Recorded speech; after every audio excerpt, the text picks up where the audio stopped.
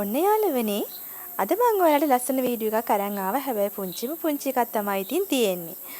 ඉතින් වීඩියෝ එකේම පේනවනේ මොනවද මම අද පෙන්නන්නේ කියලා. ඔව් ෆොටෝස් පළ තමයි පෙන්නන්නේ.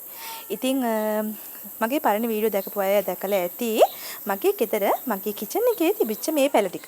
ඉතින් මේ තියෙන්නේ ෆොටෝස් පැල ටිකක්. ඉතින් මම මේවා ටික ලස්සනට හදාගෙන තියෙන්නේ ජෑම් බෝතල් වල. පේනවනේ ඉතින් වීදුරු බෝතල් වල තමයි හදලා තියෙන්නේ. ඉතින් අද මම ඔයගොල්ලන්ට කොහොමද ඒවා හදාගත්තේ කියන එක ගැන තමයි වීඩියෝ එකකින් අරගෙන එන්නේ. ඉතින් බලන්නකෝ හොඳට මුල් එහෙම අල්ලලා තියෙන්නේ ඒවා. ඉතින් මම මෙන්න මේ පැලෙන් තමයි අද ඒ ටික කරන්න ලෑස්ති වෙන්නේ. හොඳට මුල් තියෙන අතු ටිකක් තමයි කපා ගන්න ඕනේ. ඊට පස්සේ ඉතින් ඒක වීදුරුවකට දාලා තමයි මම අර කරපු විදිහ පෙන්වන්න ලෑස්ති වෙන්නේ. ඉතින් ඊට කලින් මම දෙයක් කියන්න ඕනේ. මාව තාම ඔයා subscribe කරලා නැත්නම් subscribe කරලා එකතු වෙන්න. ඒ වගේම comment එකක් දාලා යන්න අමතක කරන්න එපා.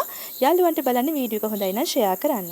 ඉතින් බලන්නකෝ මම මේකෙන් අතු ටිකක් ඔන්න ඉතින් කපා ගත්තා. ඊට පස්සේ එහෙම කරන්න හේතුව තමයි දැන් සමහර අය ළඟ ෆොටෝස් පැල වර්ග අඩුයිනේ. ඉතින් එතකොට පුංචි පැලයක් නම් තියෙන ඒගොල්ලෝ හිතනවා අනේ ඒකෙන් මට මෙහෙම හදාගන්න බැහැනේ කියලා. අනිත් එක තමයි ගෙදර ඇතුළට අපිට මේ පස් දාලා හිටවන පැල තියාගන්න බැහැනේ. ඉතින් මේ වගේ ජලයේ ටිකක් යොදපු වීදුරුවක් වගේ දෙයක් අපිට ලෑස්ති කරගන්න පුළුවන්. ඔයා කැමති ඕනම දෙයකට මේ විදිහට ලෑස්ති කරගන්න පුළුවන්. දවස ගානේ ලස්සනට හොදලා කරලා. ඒ වගේම තමයි සමහර අය වතුරයකට ලුණු දානවා. එහෙම තියාගන්නත් පුළුවන්. එතකොට ඉතින් දිගු කාලයක් අපිට වතුරයක තියාගන්න පුළුවන්. ඊට වඩා සාර්ථකයි යාළුවනේ නිතර වතුර මාරු කරන එක. එතකොට පැලෙත් හොඳ නිරෝගීව හැදෙනවා වගේම පිරිසිදුකමත් ආරක්ෂා වෙනවා. ඉතින් මේ විදිහට කපා ගත්තාම මේක හොඳට දළු දානවා. මම ඔයගලන්ට අර පෙන්නුවේ මගේ වීඩියෝ එකේ මම මුලින්ම පෙන්නුවේ හොඳට දළු දාලා ඒ වගේම මුල් හොඳට ඇදලා තියෙනවා.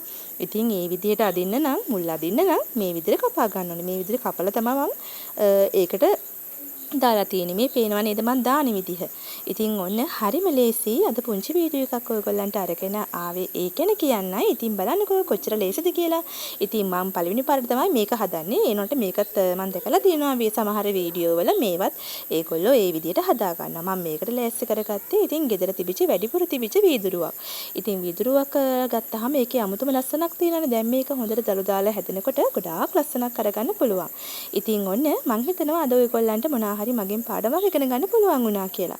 ඉතින් බලන්නකෝ හරිම ලස්සනයි නේද? ඉතින් මේක තව ලස්සන බලන්න නම් ඉස්සරහට තමයි රැඳිලා ඉන්න වෙන්නේ. මොකද ඉතින් මේකේ දළු දාලා හැදෙන්න ඕනේ.